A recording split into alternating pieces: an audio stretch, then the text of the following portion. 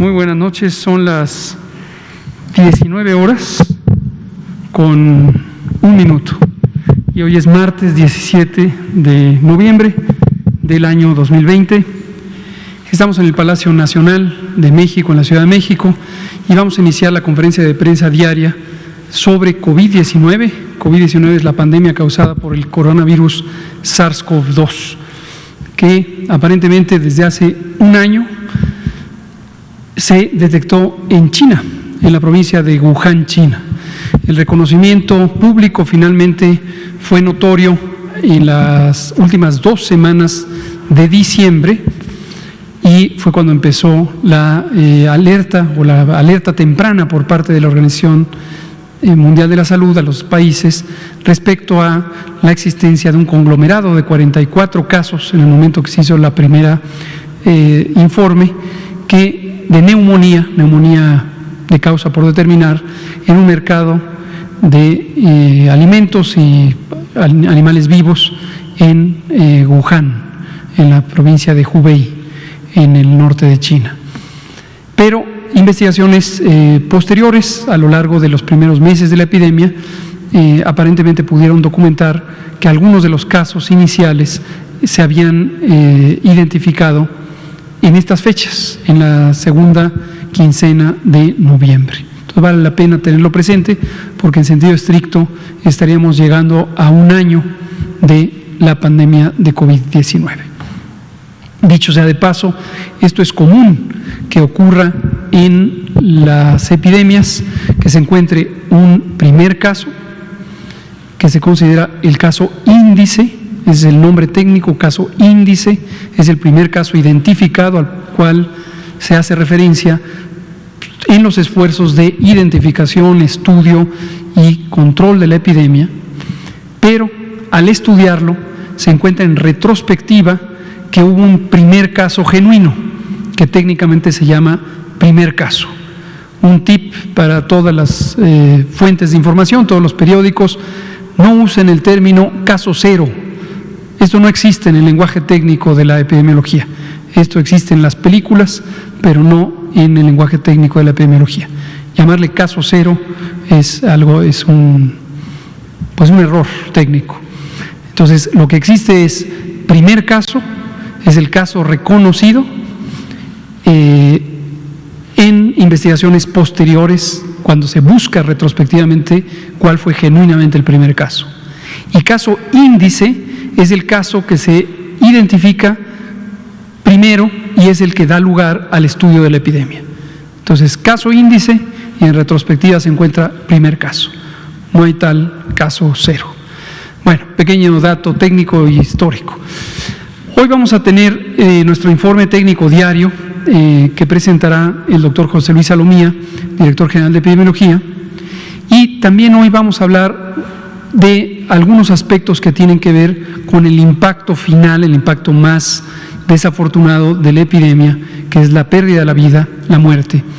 Y por eso nos acompaña nuestro colega, el doctor Rui López Ridaura, director general del SENAPRESE, quien ha estado al frente de los grupos técnicos que analizan la mortalidad por COVID en sus distintos aspectos. Esto incluye la mortalidad en exceso, que el mismo doctor López Ridaura ha presentado ya en 2 o creo que 3 ocasiones, y es este boletín que publicamos periódicamente, producto del trabajo que hacemos junto con el INEGI, junto con el Registro Nacional de Población, el Instituto Nacional de Salud Pública y la Organización Panamericana de la Salud.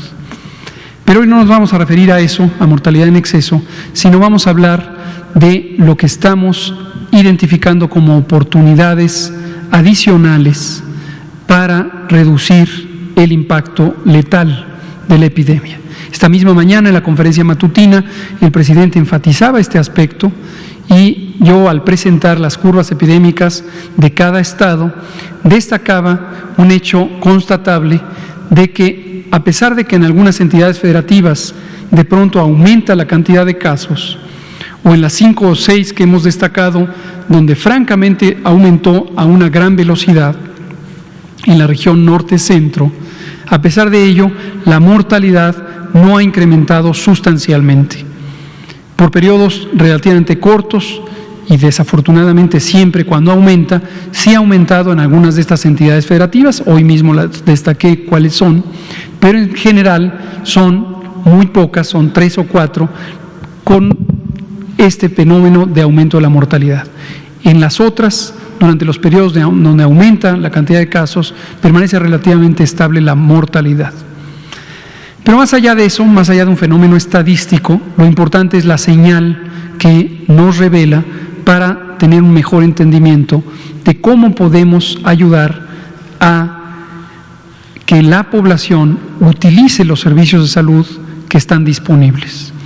Y destacamos lo que hemos venido mencionando por meses, prácticamente desde que inició la fase 3 o desde que estábamos en la preparación de la fase 3, donde el objetivo fundamental desde el punto de vista estratégico ha sido el tener capacidad de atención hospitalaria, en especial para personas críticamente enfermas. Y las instalaciones de salud y el personal solamente pueden cumplir su misión cuando las personas enfermas han acudido a estos lugares. Y las razones por las que las personas no acuden a la atención son muy diversas, pero algunas son modificables.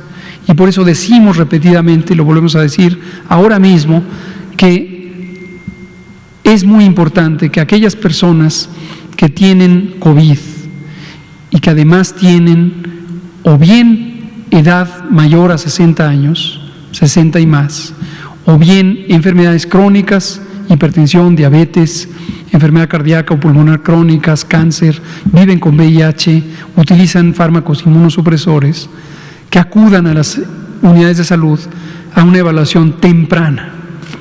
¿Cuánto es temprano? Lo más temprano posible. 24 horas es una cantidad ideal de horas transcurridas para que pueda haber una atención con mayor posibilidades de lograr éxito. Y hemos comentado que las intervenciones de salud que se pueden hacer durante ese periodo inicial pueden hacer toda la diferencia entre una enfermedad con alta letalidad y una enfermedad que disminuya su letalidad. Letalidad, como yo mismo lo comentaré, también un segmento del informe, es la proporción de personas que teniendo la enfermedad pierden la vida. Y hay intervenciones relativamente básicas que no requieren una hospitalización en unidades avanzadas. Y esto también lo destacamos con las curvas estatales. La enorme mayoría de las personas hospitalizadas por COVID no están en una unidad de terapia intensiva o en su equivalente en las camas reconvertidas con ventilador, sino que están en las camas generales, la enorme mayoría, alrededor del 80%. ¿Y qué hacen los miembros del personal de salud para atender a esas personas que no tienen ventilación mecánica, que no están intubadas? Muchas cosas. Pero dos fundamentales son la suplementación de oxígeno sin intubación y la hidratación intravenosa.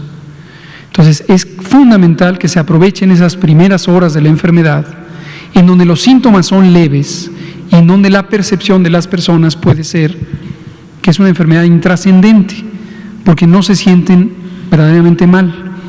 Pero por el hecho mismo de que tienen 60 o más años de edad, o bien que tienen enfermedades crónicas, como las ya mencionadas, tienen una alta probabilidad de complicarse.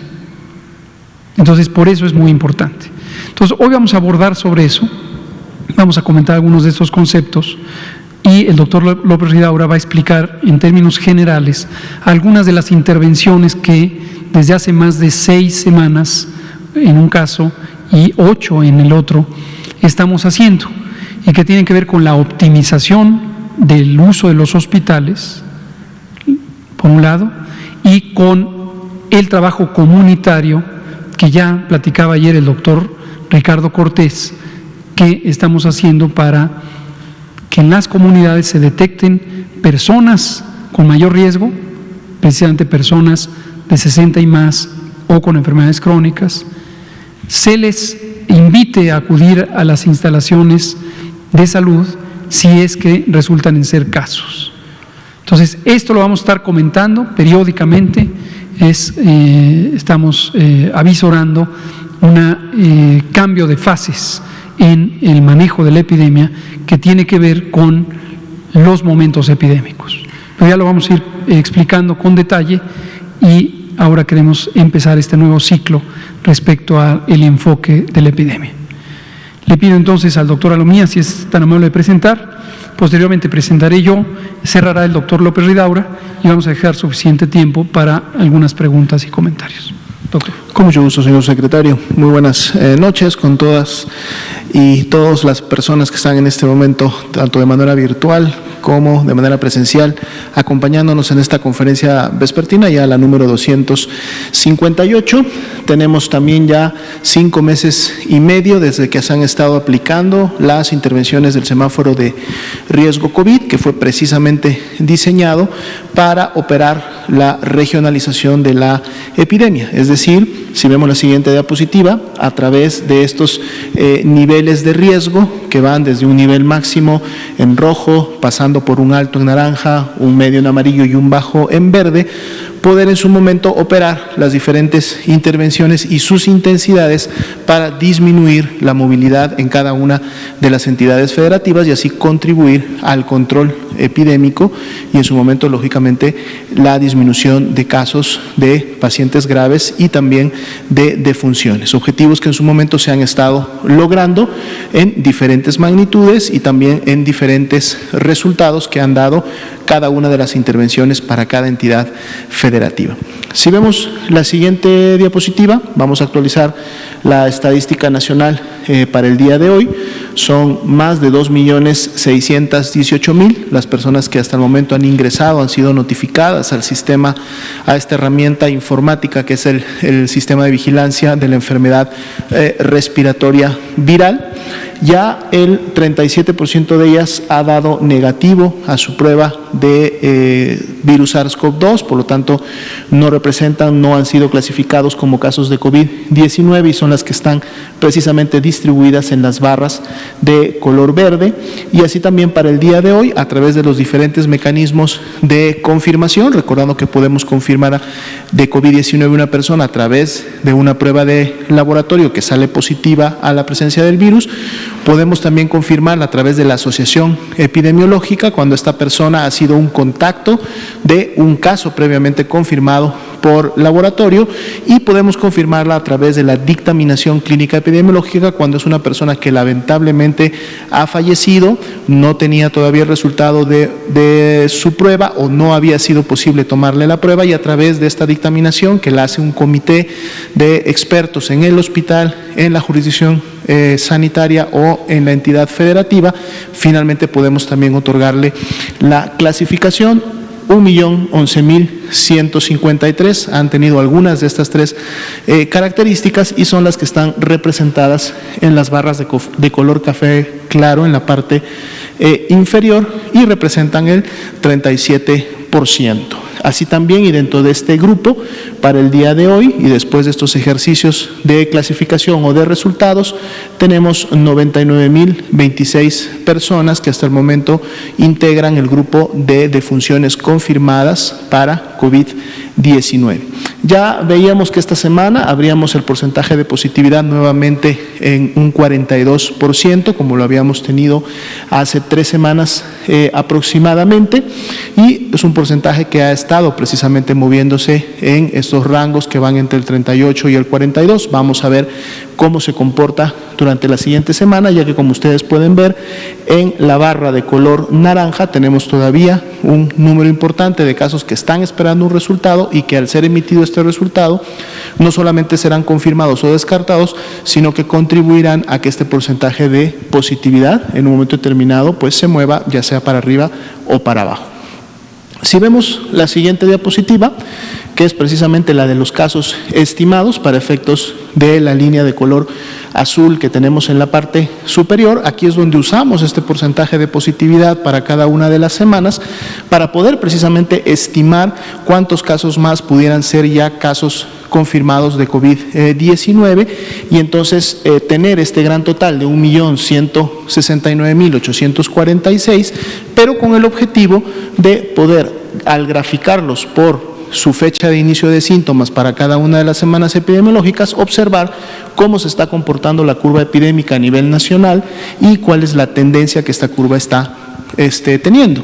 Y entonces lo que veíamos es que en las últimas 2 semanas volvíamos a presentar una tendencia descendente, una disminución de lo que se había obtenido en la semana número 43, y esta disminución se mantiene para efectos de la comparación entre la 44 y la 45 todavía en un menos 2%. Como ya hemos visto en semanas previas, sabemos que en la medida que avancen los días se van integrando y se van confirmando más casos y por lo tanto esta disminución puede verse a su vez disminuida y podemos lograr nuevamente una meseta o inclusive un ascenso, aunque el punto en el cual nos encontramos para la semana 45 continúa, inclusive en la expectativa de lo que pudiéramos cerrar al sábado, continúa todavía y continuaría por debajo de lo que hemos venido observando hasta la semana 44.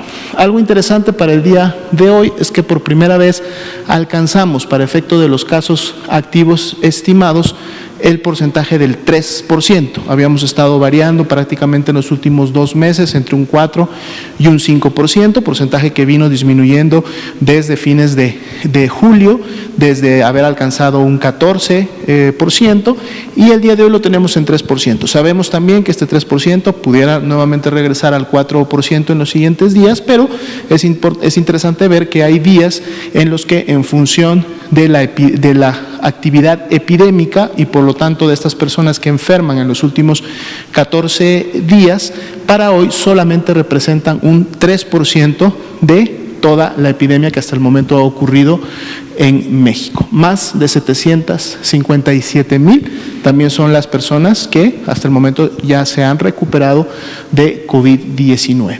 Si vemos la siguiente diapositiva, enfocamos en el comportamiento de la mortalidad.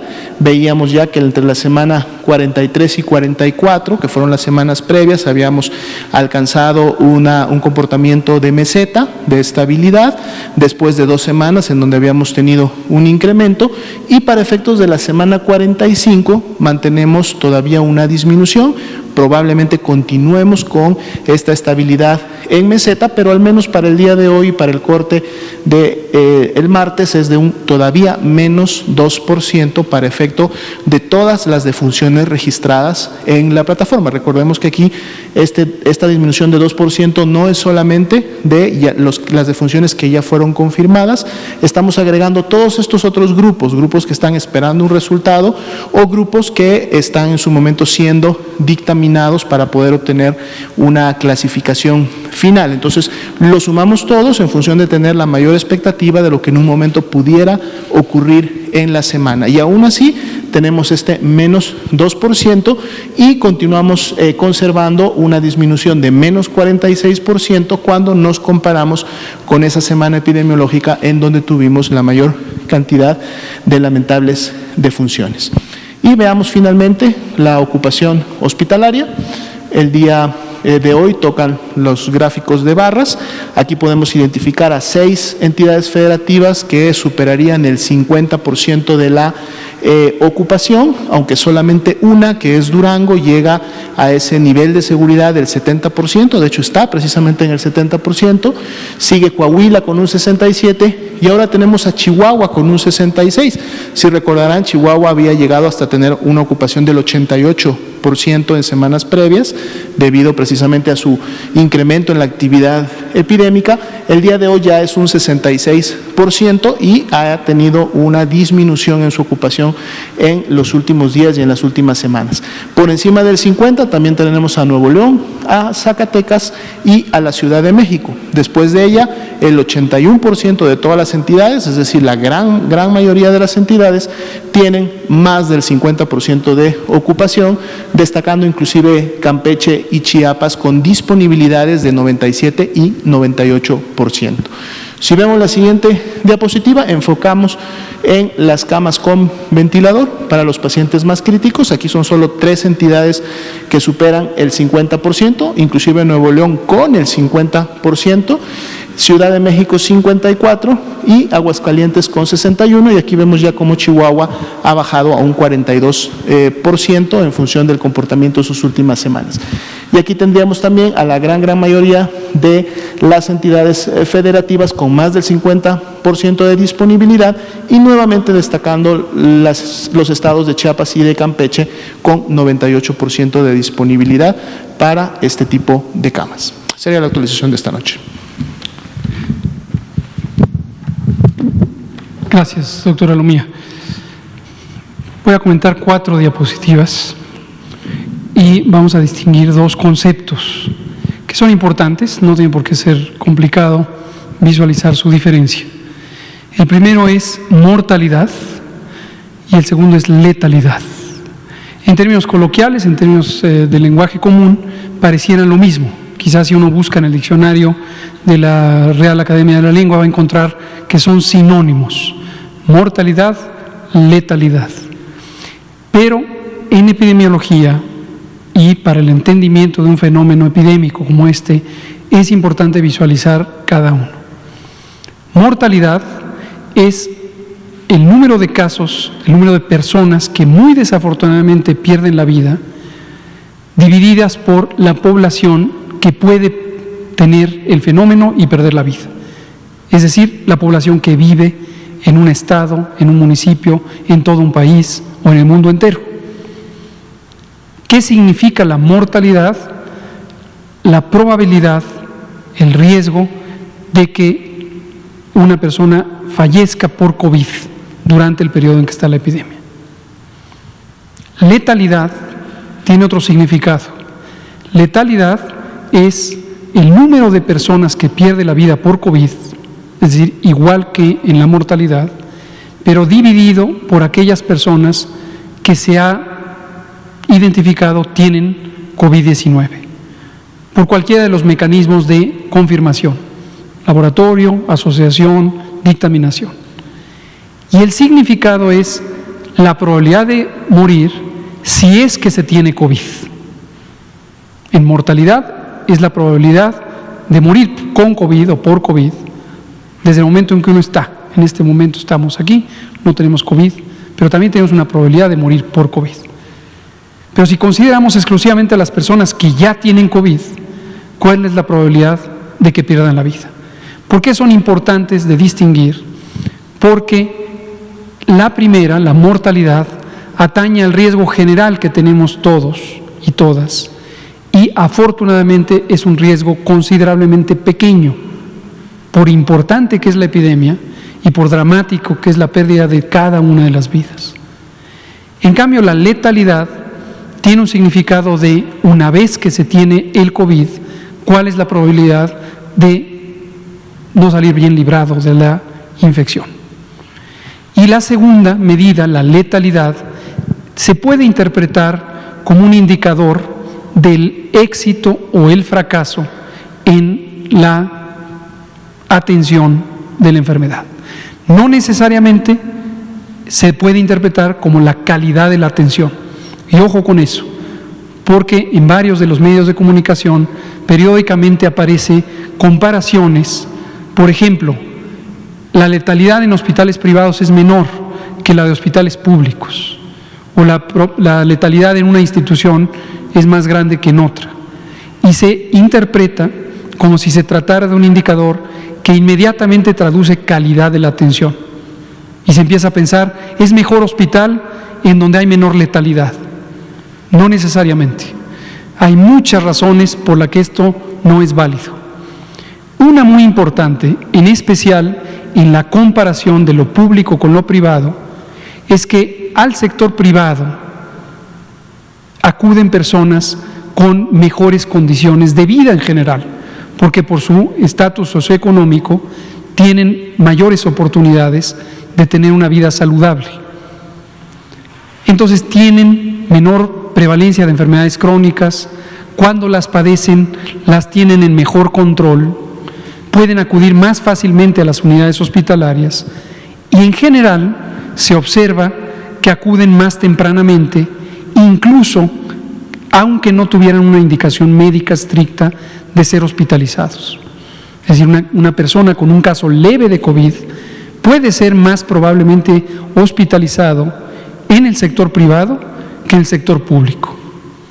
Mientras que en el sector público se siguen criterios médicos estrictos, porque la atención en el sector público no tiene un interés lucrativo o comercial. Entonces, no hay una motivación para hospitalizar a alguien cuando no hay una indicación médica solamente porque lo pida. Cosa que puede ocurrir en el sector privado y es legítimo, finalmente, es la decisión de la persona y es la decisión de la unidad hospitalaria de recibirle. Entonces, cuidado con la interpretación de que letalidad traduce calidad de la atención. La segunda idea que quiero compartir es la siguiente. A lo largo de los meses de esta epidemia, ha aparecido también en la narrativa pública, en los medios de comunicación, que México es el país con la mayor afección y se habla de nuestra razón de letalidad, que en promedio ha estado cercana al 10%. Y en no pocas ocasiones se plantea que esta es una letalidad de las más altas del mundo y se compara con la letalidad puntual que tienen los países, por ejemplo, en este momento.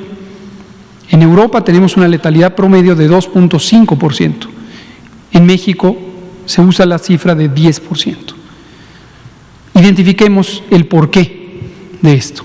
Primero voy a presentar la mortalidad, la probabilidad de morir en un país dado, en este caso México, por COVID. Y es la curva que conocen, presentamos todos los días. Acaba de presentar el doctor Alomía y yo presenté esta mañana. Llegó a un punto máximo en la semana 27 del año, que es la segunda semana de julio, descendió hacia la semana 40, que es la primera semana de octubre, posteriormente aumentó y en este momento acaba de reducirse en 2%. Y esta es la probabilidad medida como de cada 100,000 habitantes, ¿cuántas personas podrían morir por COVID?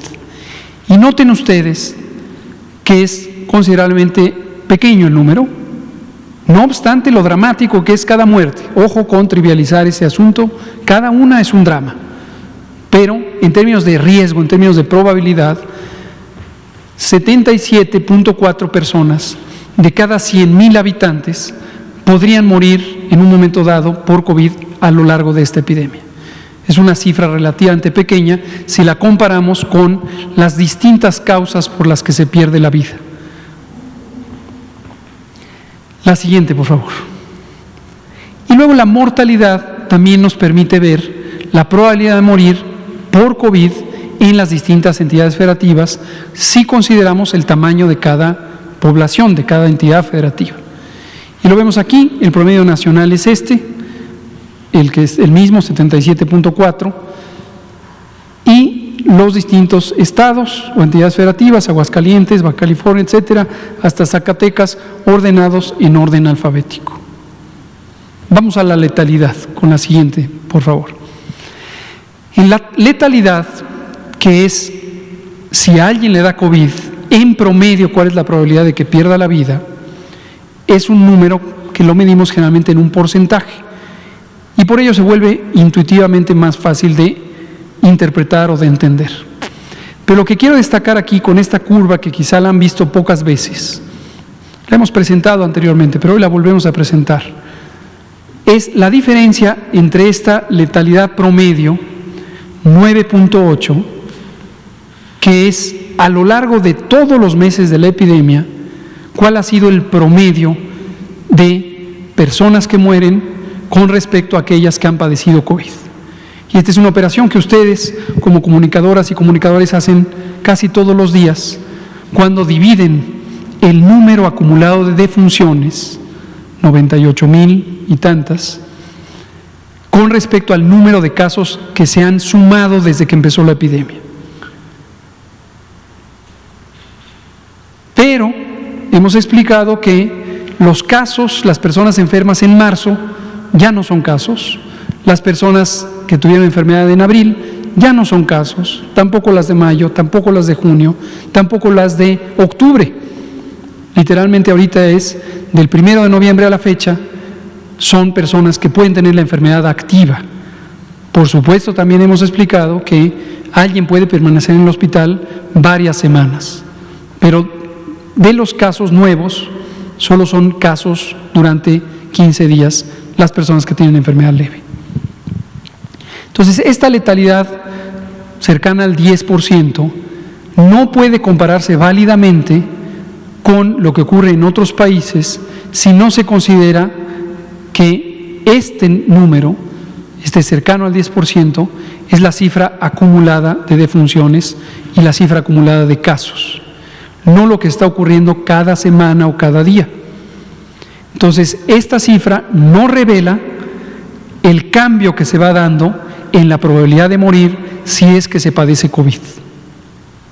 En cambio, la letalidad de cada semana sí refleja la probabilidad de morir si es que se padece COVID en México y va cambiando cada semana. Y esa es la idea fundamental de esta gráfica. Veamos. Esta empieza en la semana 8, porque antes de la semana 8 no tuvimos ninguna defunción, afortunadamente.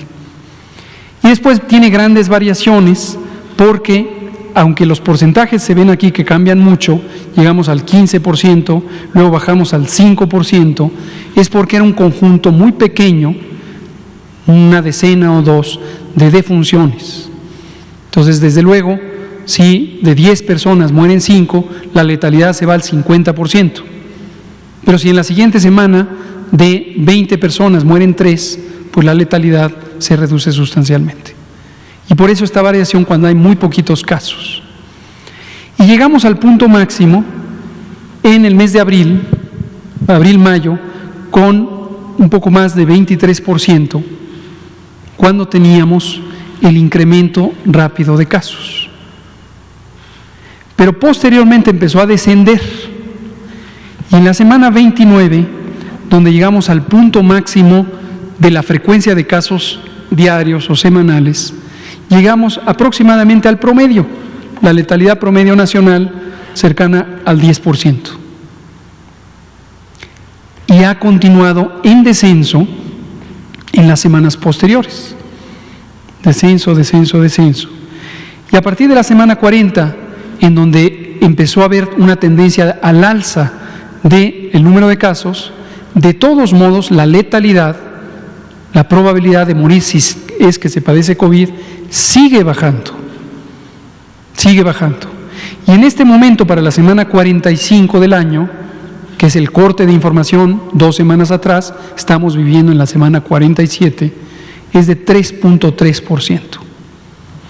Esta cifra es la que se puede comparar con las cifras que comúnmente aparecen en otros países de cuál es la letalidad en la semana que se está interpretando. Y no discrepa importantemente. ¿Cuál es la deseable? 0, por supuesto, no hay duda. Todos quisiéramos que fuera 0. Pero es muy importante entender que esto ha ido disminuyendo porque esto, en la medida en que revela las distintas experiencias que ha ido ganando la población, en primer lugar, el Sistema Nacional de Salud, en segundo lugar, el manejo médico de la epidemia, cada vez va logrando mayor éxito en disminuir la probabilidad de morir si es que se tiene COVID. Y en esto, como lo explicará a continuación el doctor López Ridaura, yo con esta termino, tiene que ver el lograr una atención más oportuna, porque se demande atención más prontamente.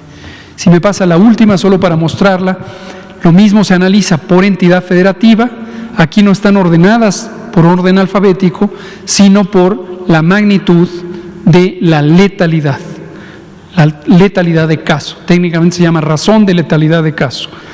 Morelos ha tenido la más alta promedio. Podremos ver, y yo creo que lo vamos a incorporar cuando tengamos el repertorio semanal el próximo martes, el repertorio semanal por entidad federativa el próximo martes. Vamos a incorporar una gráfica semejante a la que acabo de poner del nivel nacional para cada entidad federativa, para poder ver cómo ha cambiado a lo largo del tiempo la letalidad de casos, es decir, la probabilidad de morir si es que se tiene COVID. Y este es el promedio nacional de todo el periodo, pero que hoy, en el corte de información de la semana 45, es 3.3%. Doctor López Ridaura. Muchas gracias, doctor López-Gatell. Buenas noches. Como comenta el doctor López-Gatell, voy a presentar algunos de los indicadores de estas dos grandes estrategias. La primera estrategia es la que comentó el doctor Ricardo Cortés ayer, que es esta que también hemos ya presentado en alguna otra ocasión, sobre el abordaje comunitario de COVID, que desde hace ya varias semanas, más de 6 semanas, se realizó un lineamiento con un grupo de expertos a nivel de la Secretaría de Salud Federal. Se compartió, se socializó con cada una de las entidades federativas, hubo diálogo, se fue mejorando y cada entidad federativa ha tenido su propia forma de realizar esta actividad. Pero como lo comentó el doctor Ricardo Cortés, el propósito de esto tiene varios objetivos, pero el principal posiblemente es el poder llegar casa a casa, identificar a los grupos de alto riesgo, y pueden ser grupos de alto riesgo que en el momento de la visita no tengan síntomas de infección respiratoria. Pero bueno, se identifican, se ve si tienen medicamentos, se acercan también a los diferentes programas de los centros de salud y se asegura que se continúe la atención. También se identifica un grupo de personas que no tienen factores de riesgo, que tampoco tienen síntomas de COVID y solamente se profundiza la promoción de salud de todas las indicaciones que se han dado para la prevención de enfermedad respiratoria aguda. Y después se identifica el otro grupo que sí tiene síntomas de COVID y pueden ser o grupos de alto riesgo o grupos que no tengan factores de riesgo. Y en general a los que no tienen factores de riesgo se les habla de los datos de alarma, pero a los que tienen factores de riesgo especialmente se les invita y se acompaña de una brigada especializada donde se hace una evaluación. Pero para todos estos casos, lo que se está buscando es que lleguen de manera más temprana a buscar atención, a una evaluación clínica, para así poder tener la evaluación que permita decidir si este paciente requiere hospitalización. Y es un detalle, estamos buscando a los pacientes, se está acercando el sistema de salud hacia cada uno de los hogares para llevar este mensaje. Y eso es clave. Eso es clave porque es uno de los determinantes muy importantes de lo que ya está comentando el doctor López-Gatell sobre la posibilidad de curarse del COVID si tiene síntomas de gravedad. Entonces, lo que hemos medido también con el sistema del CISVER, del sistema de vigilancia, tenemos el dato de que por cada estudio epidemiológico sabemos cuándo inició síntomas y cuándo acudió a atención médica cada uno de los individuos que está en el sistema.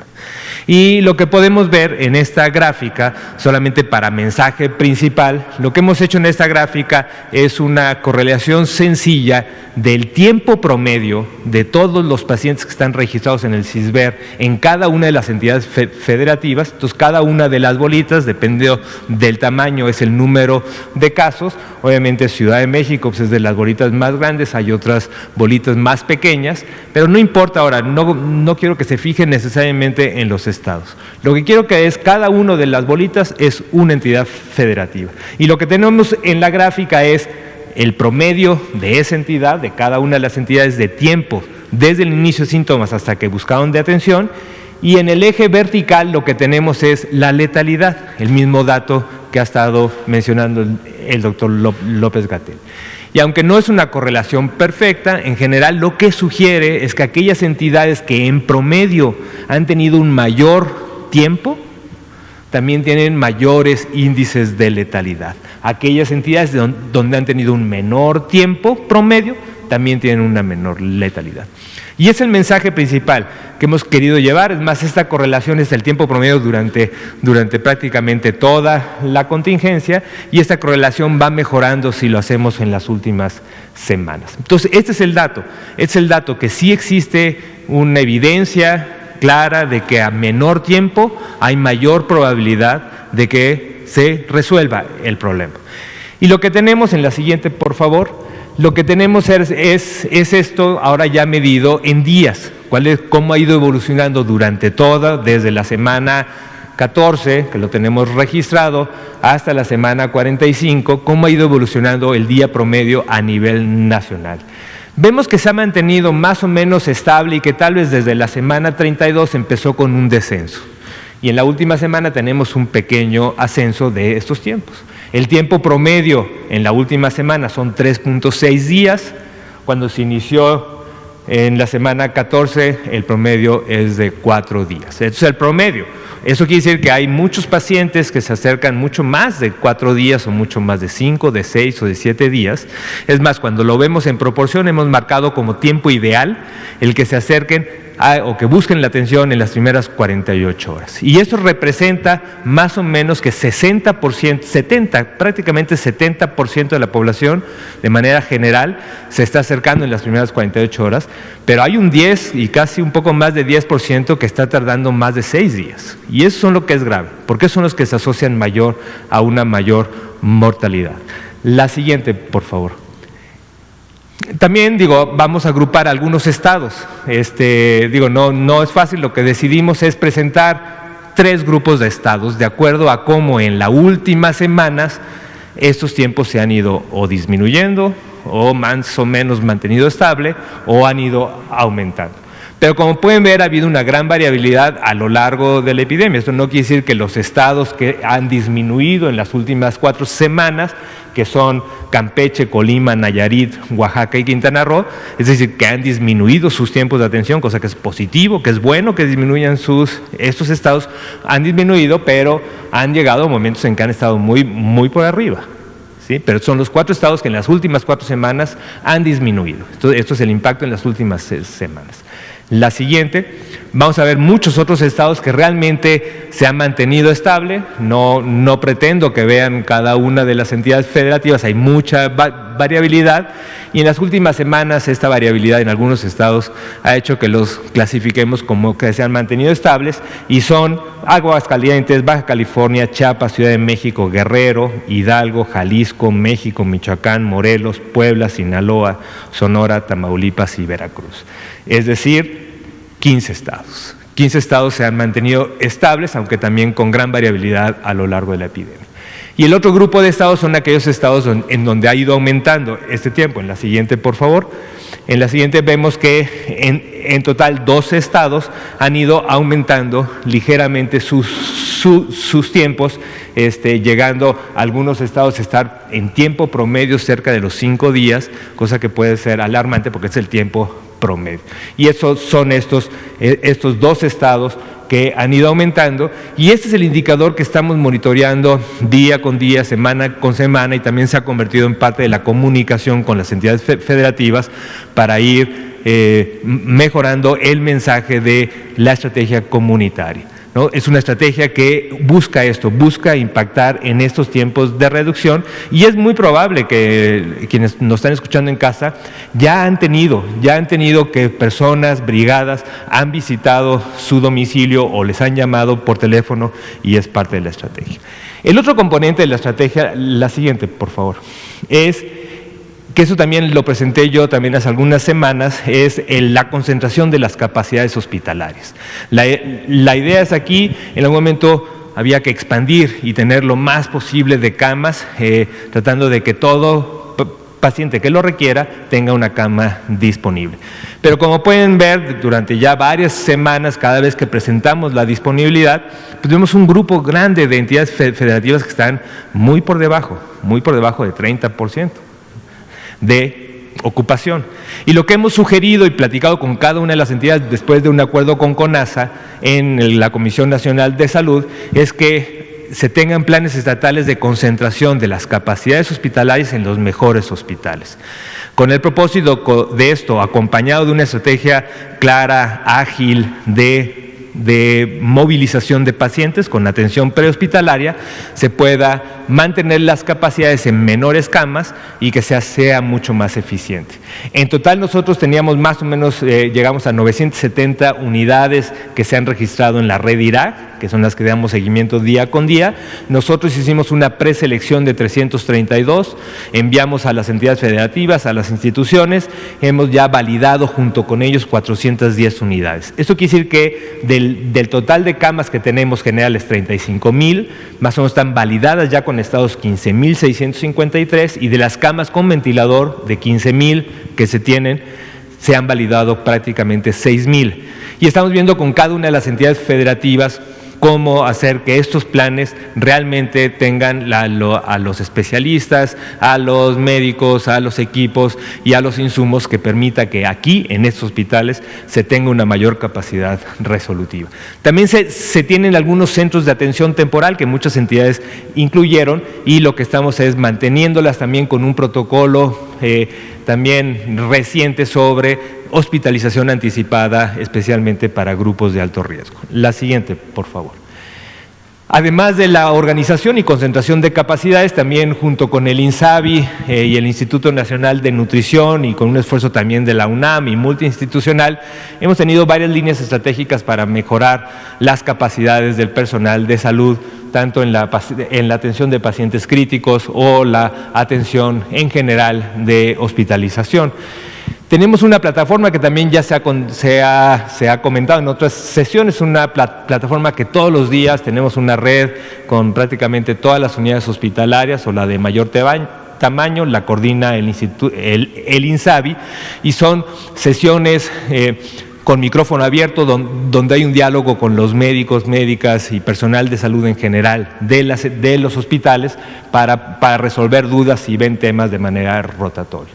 Otra estrategia que tenemos son brigadas médico-especialistas, donde hemos tenido ya visitas presenciales de grupos de expertos que van hacia una de las entidades o vienen también médicos hacia los hospitales, a los institutos de salud o de tercer nivel de atención y tienen de alguna forma vivencias y capacitación presencial que puede ayudar mucho. Y también en un esfuerzo muy importante coordinado tanto por el Instituto de Nutrición, de Ciencias Médicas y Nutrición Salvador Subirán, la UNAM y el INSABI, se echó a andar desde finales de septiembre un diplomado que va a durar 3 meses, hay más de 250 casi personas ya inscritas y es un diplomado presencial, virtual, mixto, también con un componente importante práctico donde se están viendo varios temas y también creemos que es una de las estrategias importantes para mejorar las capacidades. La siguiente. En la plataforma que les comento de micrófono abierto de todos los días, más o menos se han tenido 100,000 profesionales de salud que han ingresado a esta plataforma en alguna de las sesiones, se han hecho 200 sesiones con micrófono abierto y esta es la página donde se ha invitado a cada uno de los médicos a participar, médicos y médicas a participar en estas sesiones. La siguiente. En el componente de las brigadas y la telementoría también es un esfuerzo que se ha coordinado con el Instituto Nacional de Nutrición y Ciencias Médicas, en donde tenemos el acercamiento ya de un grupo experto con el grupo que está haciendo la atención en la unidad hospitalaria de la entidad federativa. Hemos tenido visitas presenciales, Oaxaca, Chihuahua, San Luis Potosí y Durango, en donde también se han establecido ya los canales de comunicación para una mentoría a demanda cercana con el grupo de expertos. Y la última es el componente ya de los intercambios de especialistas, en donde equipos también apoyados por el INSABI y la coordinación de institutos han ido a las regiones más afectadas. O sea, tienen 2 experiencias muy importantes en Oaxaca y en Tabasco y se está haciendo réplicas de esta experiencia de llevar a especialistas ya al sitio y también en algún momento se hicieron estas experiencias donde médicos de diferentes entidades federativas rotaron durante 2 semanas también aquí en los institutos nacionales de salud para tener este reforzamiento de sus capacidades. Entonces, como pueden ver, estas son las 2 grandes estrategias que se están impulsando, priorizando en este momento, y las dos van enfocadas, por un lado, a que la comunidad se acerquen más rápidamente a la evaluación clínica y por lo tanto se hospitalicen más temprano si es que se requiere, y en segundo lugar que estas unidades hospitalarias tengan mayores capacidades resolutivas con un personal más capacitado y también con la concentración de insumos y recursos. Con eso sería todo. Muchas gracias. Muchas gracias, doctor López Ridaura. Vamos a abrir entonces a preguntas y comentarios. Juan Carlos Machorro. AM Noticias y enseguida usted. Sí, buenas noches. Doctor, Juan Carlos Machorro, AM de Querétaro. Doctor, con esta iniciativa de la jefa de gobierno de hacer pruebas en el metro, ¿no estima usted que la población pues piense que las cosas están saliendo de control para que en el sistema que transporta más mexicanos ya se hagan pruebas? O sea, ¿no puede haber un poco de caos, si se puede decir? Y pues sí, temor del público. Y una segunda, si me permite, usted ya había comentado y bueno, ya se ha dicho que lamentablemente las fiestas privadas van en aumento. Esta situación no es solo de cuestión de jóvenes, hablamos de toda persona de toda edad. Esto no sé si los mexicanos ya le están, llamémosle, perdiendo el interés a la pandemia, ya le están perdiendo casi hasta el miedo a morirse. O sea, ¿por qué el mensaje no ha sabido que la gente lo entienda de que no es momento ahorita para esas situaciones? Gracias. Muchas gracias. Sobre la primera, el programa de protección que tiene la Ciudad de México, que es la modalidad local de lo que está explicando el doctor López Ridaura y comentó ayer el doctor Cortés, de esta expansión comunitaria que iniciamos o que planteamos desde el mes de junio con N, y que recordarán que la propia jefa de gobierno y la secretaria de Salud de la Ciudad de México presentaron aquí mismo. Este programa nos parece que ha sido un gran acierto, posiblemente de las 32 entidades federativas es uno de los programas más completos de extensión comunitaria de la atención COVID, con la detección, protección y resguardo, como se llama el propio programa. Este programa en su momento, y aquí mismo en la conferencia nos preguntaron, ¿es un programa de pruebas masivas? La respuesta es no solamente.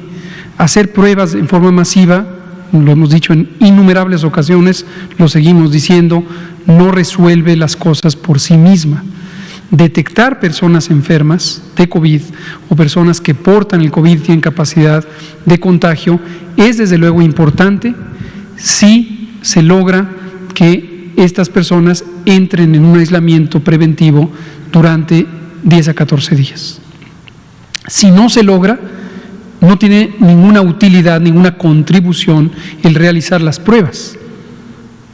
Por eso lo hemos destacado una y otra vez, que la realización de pruebas en sí misma no es lo que va a resolver el problema, sino el hecho de que exista la capacidad de canalizar, orientar a las personas a que entren en resguardo preventivo para ellas mismas que están en observación y preventivo para las demás personas, incluida su familia o sus seres cercanos, que tendrán menor probabilidad de contagiarse. En este sentido, y dada la confianza que nos da el éxito que ha tenido el programa en la Ciudad de México, consideramos que se hará un buen uso del recurso de las pruebas precisamente para orientar la conducción de este programa. La propia jefa de gobierno y su equipo han hablado de las colonias en las que se ha focalizado la identificación del riesgo. En la Ciudad de México es muy extenso el trabajo de las brigadas comunitarias que van casa por casa, han dispuesto dispositivos electrónicos e innovación tecnológica para identificar más tempranamente a las personas enfermas. Entonces, no sorprende que al existir un recurso técnico nuevo, que son las pruebas antigénicas, que aquí mismo comentamos desde inicios de octubre, con la previsión de que en noviembre ya se empezarían a utilizar, hoy se sumen a este programa de detección, protección y resguardo que tiene la Ciudad de México. Fiestas. Sí, efectivamente existe la percepción, realmente nosotros no la tenemos identificada por número, no tenemos una estadística del número de fiestas que ocurren por día o por semana o por fin de semana o por kilómetro cuadrado, ni creo que la tenga ninguna entidad federativa, pero apreciativamente, si uno ve que el vecino no me dejó dormir el sábado porque tenía una fiesta a todo volumen, percibo que cada vez hay más fiestas. Yo no pensaría que es que no haya quedado claro el riesgo.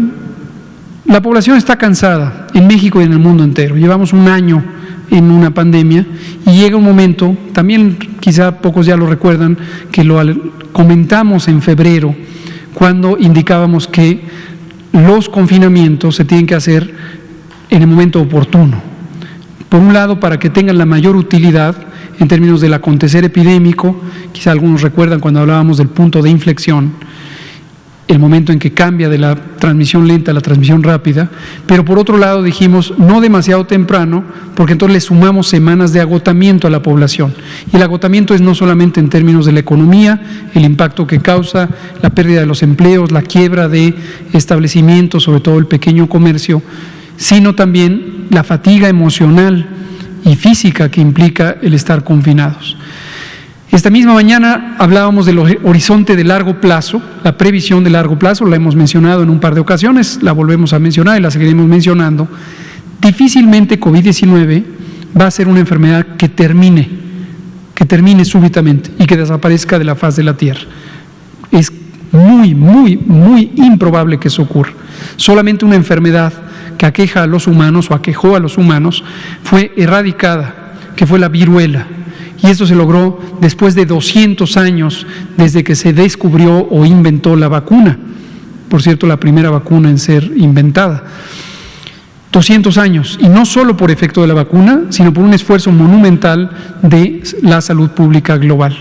Entonces, no va a ocurrir eso, y en la medida en que eso no va a ocurrir, la previsión, es la buena noticia para que uno no piense que vamos a estar en este estado de intensidad epidémica todo el tiempo, es que la epidemia empezará a tomar fase en el calendario, muy probablemente con predominio en la temporada de otoño-invierno, semejante a la influenza, y la tendremos con nosotros todos los años, con aumentos en la temporada fría, disminuciones en la temporada de calor. Entonces, hay que incorporar a la vida cotidiana la realidad de COVID-19 y tener las precauciones que se han enunciado en innumerables ocasiones, la sana distancia, el lavado de manos, el uso de cubrebocas cuando las distancias no se pueden conservar suficientemente sanas. Muchas gracias. Por favor, usted. Gracias. Buenas noches, doctor. Karina Aguilar, del diario 24 Horas. Preguntarle, usted cuando inició su intervención señaló que se avisora un cambio de fase en la pandemia. ¿Nos podría decir de qué va este cambio de fase, a qué se refiere concretamente, cuándo podría empezar a darse? También, en torno a estas pruebas que se van a realizar en el metro y que se están anunciando, ustedes, el gobierno federal, había anunciado también la donación de unas pruebas que hicieron. Quiero saber si esta donación y las que se adquirieron ya se están aplicando, en dónde, en algunas comunidades nos decían que justo para detectar algunos casos, en dónde se están aplicando. Y bueno, doctor, pues prácticamente nos estamos acercando al escenario de los 100,000 fallecidos. Al margen de la mala situación alimentaria, del mal régimen alimentario que hemos tenido por años, y que no se está, y que bueno, que seguirá seguramente, desgraciadamente, en el tiempo, ¿qué se pudo haber hecho para prevenir más estas 100,000 muertes? ¿Hubo algo que se pudo haber hecho y no se hizo, o se hizo todo lo que se podía hacer? Gracias. Muchas gracias. Son preguntas muy relevantes. Lástima que nos quedan solo 2 minutos. Intentaré responder algunas. Si algo queda pendiente, con mucho gusto mañana lo continuamos. Respecto a la fase, esa continuémosla más adelante. En realidad estoy anticipando. Cuando teníamos la fase 1 anunciamos la fase 2, cuando tuvimos la 2 anunciamos la 3. Ahora que estamos en la 3, el periodo más largo, estamos empezando a posicionar los elementos de la estrategia en actividades específicas, ya las estamos comentando, que en su momento podrían agruparse en una perspectiva completa de fase, pero todavía no. Quizá en la siguiente semana vamos a ir detallando esos elementos y entonces ya hablaremos de esas fases siguientes. Respecto a la mortalidad prevenible, uno de los elementos fundamentales tiene que ver con las carencias históricas de nuestro Sistema Nacional de Salud. Entonces, ¿qué se pudiera haber hecho en retrospectiva? Se hubiera podido evitar tener un sistema de salud en este grado tan avanzado de deterioro cómo está ahorita y ha estado en los últimos 25 o 30 años. Hospitales abandonados, una carencia de más de 240,000 trabajadoras y trabajadores de la salud. Esto incluye no solo médicas y enfermeros, sino todo el conjunto, 240,000. Poca inversión en la renovación de equipos, poco entrenamiento del personal en muchos sentidos, en bioseguridad, en estándares de calidad de la atención, en los protocolos de admisión, en el triage, en la evaluación de riesgos. Los servicios comunitarios también francamente deteriorados, con una enorme carencia de personal, poca profesionalización en las actividades específicas de la salud pública, etcétera, etcétera, etcétera. Entonces, lo que se hubiera podido hacer y que posiblemente, muy posiblemente hubiera resultado en otra realidad, es que a lo largo de 40 años se hubiera pensado que la salud pública, los servicios públicos de salud son una prioridad. Es la misma reflexión que está teniendo Europa Occidental, cuando a lo largo de los años 80 finales, 90 y hasta la fecha presente, vio deteriorar sus sistemas de salud que fueron históricamente buenos y competentes. Es la lección número 1 que está teniendo el mundo. A partir de los recursos, y es justo lo que acaba de presentar el doctor López Ridaura y que hemos presentado en innumerables ocasiones, la reconversión hospitalaria hubiera sido innecesaria si tuviéramos un sistema de salud de calidad. Entonces, esta respuesta que dimos en tiempos acelerados, entre abril y finales de mayo, logramos expandir 6 veces la capacidad hospitalaria en camas, 4 veces en camas con ventilador, y esto es no solo camas, sino ventiladores, monitores, personal, insumos, protocolos, etcétera. Hubiera sido innecesario hacer eso si tuviéramos un sistema de salud competente de acuerdo a las necesidades de la población. Sí. Las pruebas, le doy esta última, que es porque son las 20:1, la respuesta rápida. El donativo puede llegar a ser hasta de 200,000 pruebas, es por parte de la Organización Panamericana de la Salud, a quien le agradecemos siempre su apoyo. No ha llegado todavía, es posible que llegue un primer embarque de 100,000 en los próximos pocos días, pero todavía no. Cuando llegue se utilizará y se utilizará en las distintas entidades federativas de acuerdo a la necesidad por el momento epidémico. Lo que está anunciando el gobierno de la Ciudad de México es una compra que ellos mismos hicieron con recursos de la Ciudad de México. Muchas gracias, son las 20:02 y nos vemos mañana en esta misma conferencia. Gracias.